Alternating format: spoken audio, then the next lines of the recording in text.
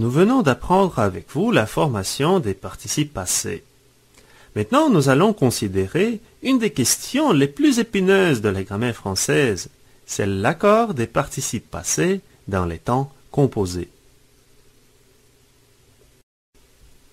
Quand il s'agit de l'accord des participes passés, il faut faire la distinction entre les verbes qui sont conjugués au temps composé avec l'auxiliaire avoir et ceux qui ont l'auxiliaire être.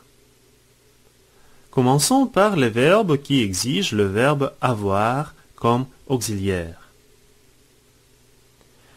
D'après la règle générale, on ne fait jamais d'accord du participe passé quand il est employé avec l'auxiliaire avoir. Par exemple, elle a chanté. Bien que le sujet soit féminin, le participe passé reste invariable. Chanter, E accent aigu à la fin. Ils avaient chanté. Au pluriel non plus, il n'y a pas d'accord. Le participe passé reste le même. Mais il y a quelques exceptions à cette règle. Toutes ces exceptions sont liées à la place du complément d'objet direct par rapport au verbe. Premièrement, rappelons-nous ce que c'est qu'un complément direct du verbe. S'il n'y a pas de préposition entre le verbe et son complément, dans ce cas, ce nom est un complément direct. Il est placé directement après le verbe. On parle alors d'un verbe transitif direct. Par exemple, j'ai vu cette émission. Émission est un complément direct du verbe voir. Elle a cherché ses notes. Ses notes est aussi un complément direct. Il se trouve immédiatement après le verbe chercher. Généralement, en français, le complément d'objet direct suit le verbe auquel il se rapporte. C'est l'ordre des mots habituel. Dans ce cas, il n'y a pas d'accord, les participes vu et cherché restent invariables. Mais parfois, nous pouvons rencontrer un ordre des mots qui n'est pas habituel, bien qu'il soit tout à fait acceptable dans certains contextes. Il s'agit des cas où dans une phrase, nous avons d'abord un complément direct et seulement après le verbe. C'est un peu inhabituel de voir un complément d'objet direct devant le verbe auquel il se rapporte, n'est-ce pas? Mais en français, il y a des contextes où cet ordre est tout à fait normal. Par exemple, l'émission que j'ai vue. Comme nous l'avons constaté dans l'exemple précédent, l'émission est un complément direct du verbe voir. Mais dans cette phrase, il se place devant le verbe et dans ce cas, nous devons faire l'accord avec ce complément. Émission est un nom féminin, exige l'accord et nous ajoutons en E au participe passé vu. Considérons encore un exemple. Elle les a cherchés. Nous avons tiré cette phrase de l'exemple à côté. Elle a cherché ses notes.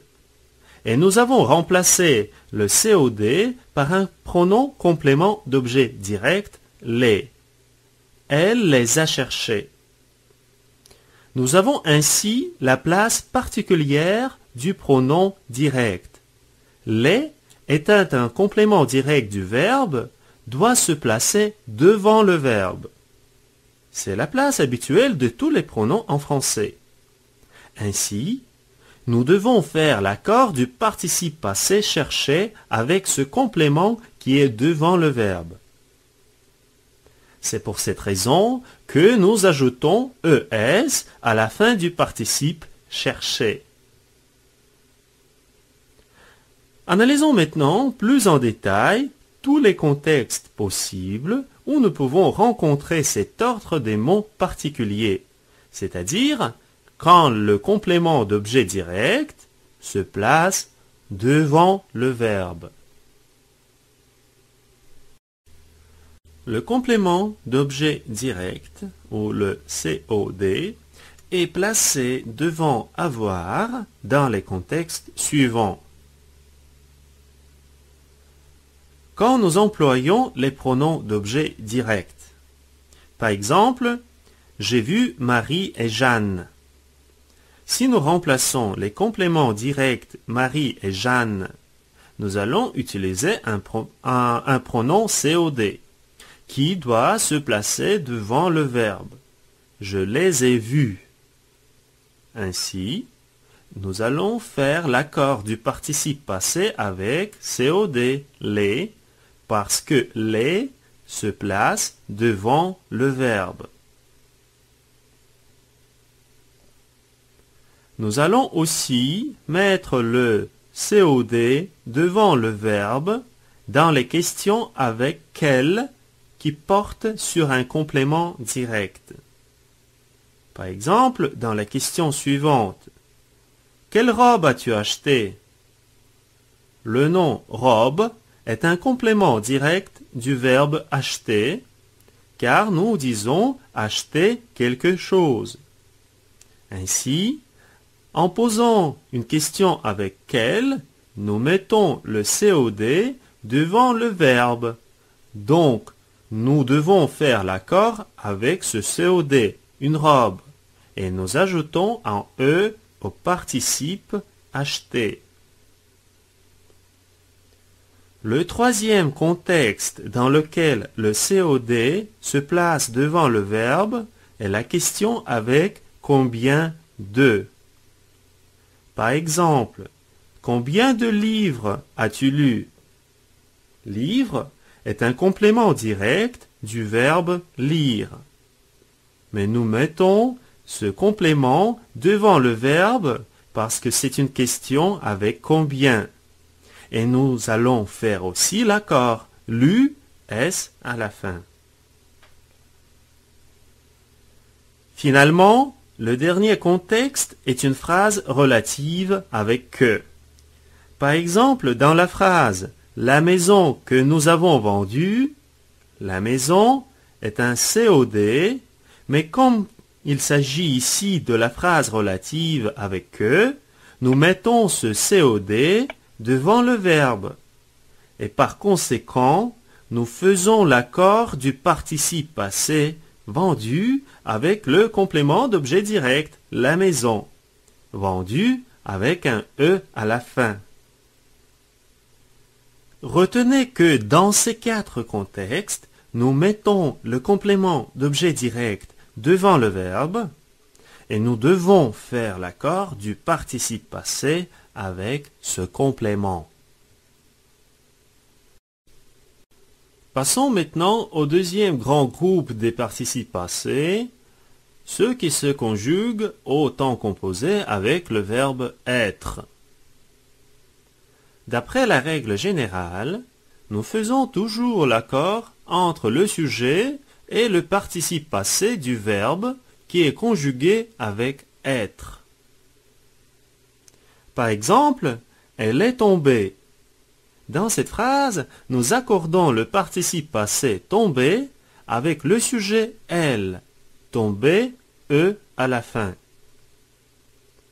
Mais il faut faire attention aux verbes pronominaux. Nous avons appris avec vous, dans le module précédent sur les verbes pronominaux, qu'il y a des contextes dans lesquels il n'y a pas d'accord avec le participe passé, bien que tous les verbes pronominaux soient conjugués avec l'auxiliaire être. Rappelons-nous les cas où il y a l'accord et ceux où il n'y en a pas. Premièrement, il faut se rappeler qu'il ne s'agit pas de tous les verbes pronominaux. Les particularités de l'accord sont attribuables aux verbes pronominaux réfléchis et réciproques, c'est-à-dire les verbes qui peuvent avoir les deux formes, une forme non pronominale est une forme pronominale. Par exemple, voir et se voir, ou bien parler et se parler. La règle d'accord du participe passé des verbes de cette catégorie est la même que celle du participe passé employé avec l'auxiliaire avoir, que nous venons d'analyser. C'est-à-dire, le participe passé s'accorde avec le complément direct si celui-ci est placé devant le verbe. Donc, le pronom réfléchi peut jouer le rôle d'un complément direct, comme dans la phrase « elles se sont vues », avec l'accord ES à la fin de vue. Ou bien d'un complément indirect, comme dans l'exemple « elles se sont téléphonées ». Téléphoner, E accent aigu à la fin, il n'y a pas d'accord. Comment déterminer si le pronom réfléchi est un complément direct ou indirect? Une façon simple de trouver le complément direct consiste à remplacer le verbe pronominal par le même verbe transitif conjugué avec l'auxiliaire avoir et voir ainsi si ce verbe exige un complément direct ou indirect. Considérons l'exemple suivant. Elles se sont vues. Remplaçons d'abord le verbe pronominal se voir par le verbe non pronominal voir et posons la question. Elles ont vu qui? La réponse sera elles ont vu elles-mêmes. Elles-mêmes représentées par se. Le pronom se est le complément direct car on dit voir quelqu'un. Il est placé devant le verbe, ainsi il y a l'accord. Elles se sont vues, vues, ES à la fin. Encore un exemple. Elles se sont téléphonées.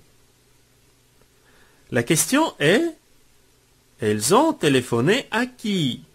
La réponse, à elles-mêmes.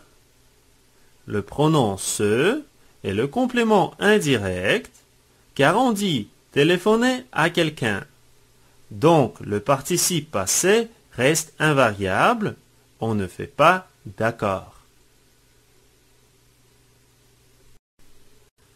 Il est important de noter que si le verbe pronominal a un complément d'objet autre que le pronom réfléchi, le pronom réfléchi est alors indirect.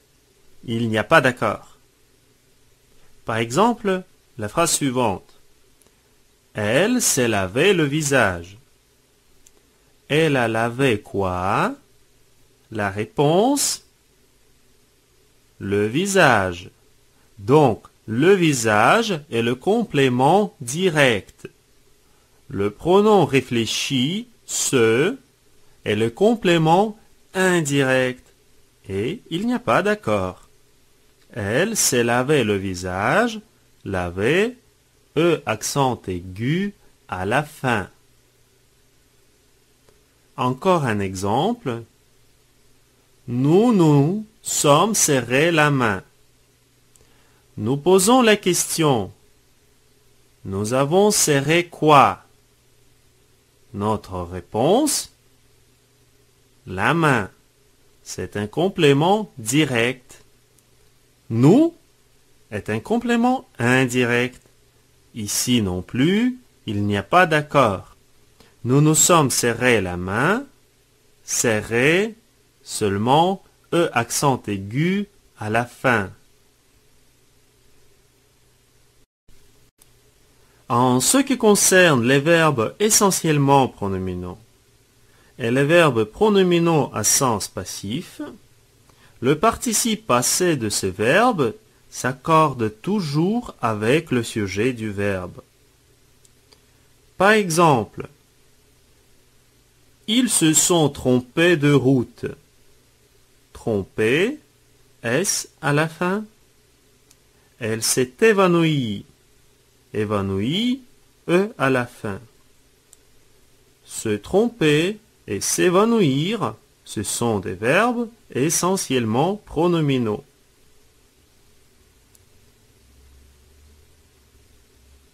Cette route s'est ouverte récemment. Ouverte, E à la fin. Et dans ce cas, s'ouvrir est un verbe à sens passif. Donc, comme nous avons constaté, dans toutes ces phrases, on fait l'accord. Cependant, il existe quelques exceptions. Les participes passés des verbes suivants restent invariables. Se plaire et ses dérivés, et se rire. De plus, se faire et se laisser suivi d'un infinitif. Par exemple, elle s'était plu à faire de la peinture. Le participe passé plus reste invariable. Elles se sont laissées tomber en boule.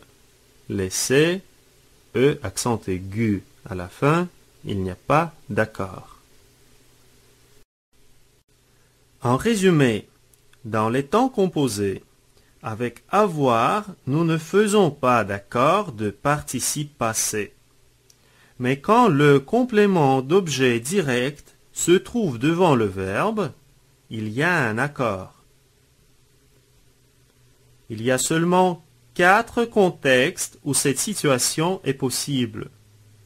Avec les pronoms COD, dans les questions avec quel, les questions avec combien de, et finalement dans des phrases relatives avec que. Pour ce qui est des participes conjugués avec l'auxiliaire être, d'habitude nous faisons l'accord avec le sujet, mais il faut faire attention aux verbes pronominaux. Nous ne faisons pas d'accord avec les verbes pronominaux réfléchis et réciproques quand le pronom réfléchi joue le rôle d'un complément indirect. Par exemple, elles se sont parlé. Pas d'accord. Parce qu'on dit parler à quelqu'un. Donc le pronom réfléchi, se, est indirect. Nous ne faisons pas d'accord des participes des verbes suivants, se plaire, se rire, aussi que des verbes se faire, se laisser, quand ils sont suivis d'un infinitif.